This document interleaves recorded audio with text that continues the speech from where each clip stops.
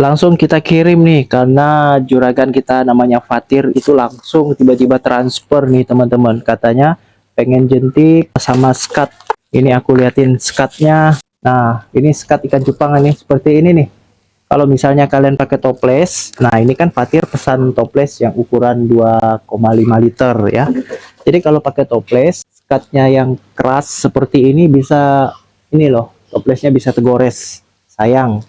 Jadi pakai ini bahannya nih, teman-teman bisa lihat bahannya dari spoon. Jadi ini aman nih. Kalau kalian tarik, ulur gini, toplesnya tidak tergores. Ini langsung kita kirim ke Fatir di jalan mana? Jalan Perdana, lupa aku.